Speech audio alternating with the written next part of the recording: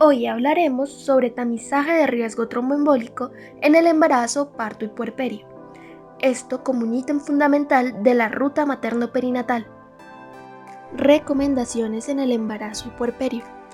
En primer lugar, se recomienda considerar a las mujeres en periodo de gestación, parto o puerperio como pacientes en riesgo para desarrollar un evento tromboembólico venoso.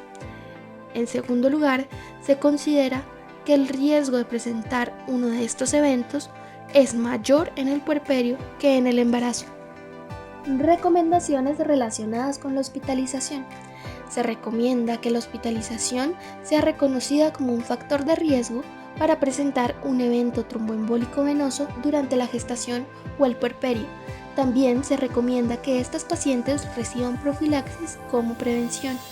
Y al finalizar la hospitalización, se debe reevaluar el riesgo para presentar una enfermedad tromboembólica venosa. Así pues, se creó la escala de riesgo tromboembólico. Esta gradúa el riesgo y define el inicio de intervenciones para la prevención de eventos tromboembólicos venosos durante la gestación, el parto o el puerperio. Va a clasificar el riesgo como muy alto, alto, moderado y bajo. Dentro de los factores de muy alto riesgo encontramos la trombofilia heredada de muy alto riesgo, la trombofilia adquirida o heredada con evento tromboembólico venoso previo o el evento tromboembólico venoso previo recurrente. Con uno de estos factores en el periodo antenatal se recomienda la anticoagulación desde el momento de su identificación y con uno en el periodo postnatal se recomienda la anticoagulación hasta al menos por 6 semanas después del parto. Continuando con los factores de riesgo altos, encontramos 4 grupos. En el primero, obesidad mórbida pregestacional, trombofilia heredada de alto riesgo o adquirida, evento tromboembólico previo, enfermedades del colágeno u ovitos. Con uno de estos factores, en el periodo antenatal, se recomienda la tropoprofilaxis farmacológica desde el momento de la identificación del factor. Con un factor, en el periodo postnatal, se recomienda la tromboprofilaxis farmacológica hasta 6 semanas postparto. En el segundo grupo tenemos el síndrome de hiperestimulación ovárica. En este se recomienda la tromboprofilaxis farmacológica antenatal desde el momento de la identificación de este factor. En el tercer grupo tenemos la sepsis puerperal, en la cual se indica la tromboprofilaxis farmacológica postnatal durante 10 días posterior al regreso. Y en el cuarto y último grupo tenemos las gestantes o las mujeres en puerperio que se encuentran hospitalizadas por más de 3 días. Durante la hospitalización se les va a recomendar tromboprofilaxis con medidas farmacológicas y al momento del alta, tromboprofilaxis con medidas no farmacológicas durante 28 días. Continuando con los factores de riesgo intermedio, vamos a tener 2 grupos. En el primero encontramos obesidad pregestacional, varices en miembros inferiores, diabetes tipo 1 y tipo 2, enfermedad renal preexistente, técnicas de reproducción asistida, embarazo múltiple, hemorragia postparto, preeclampsia, hiperemesis gravídica, parto pretérmino, cesárea, sepsis durante el embarazo, enfermedad inflamatoria intestinal, procedimientos quirúrgicos en el embarazo o el puerperio y una transfusión mayor a 2 unidades. En el periodo antenatal, con un factor de riesgo, se dan recomendaciones generales. Con 2 factores de riesgo, se inician medidas no farmacológicas durante toda la gestación.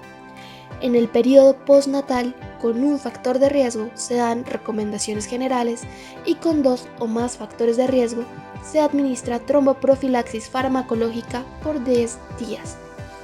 El segundo grupo incluye a las gestantes o mujeres en puerperio que se encuentran hospitalizadas con una duración menor a 3 días.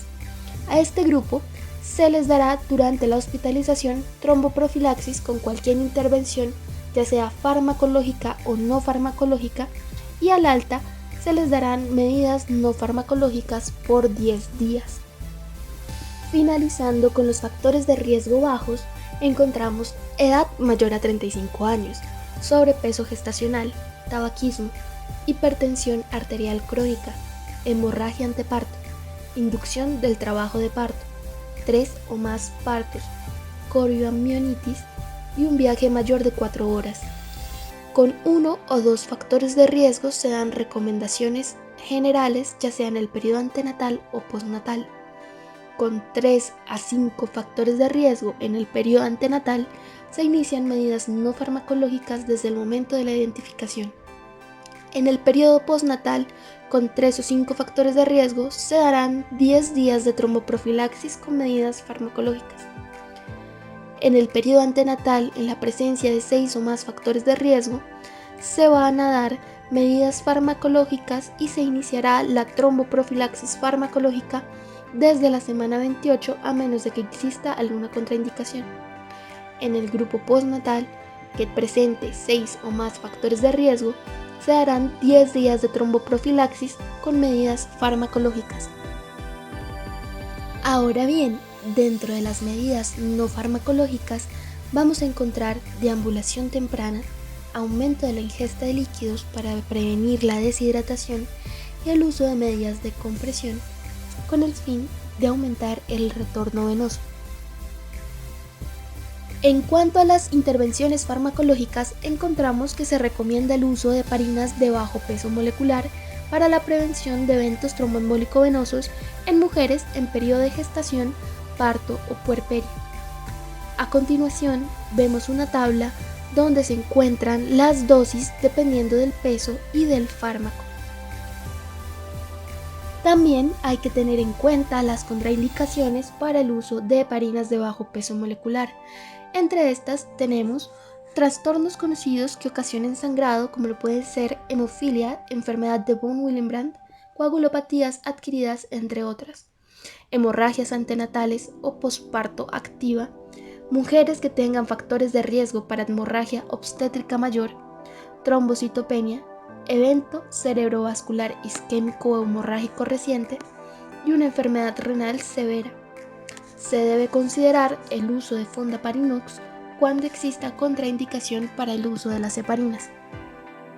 Para terminar esta presentación, nos vamos a realizar la siguiente pregunta: ¿cuál debe ser el cuidado durante el trabajo de parto y posparto de las mujeres que vienen recibiendo tromboprofilaxis?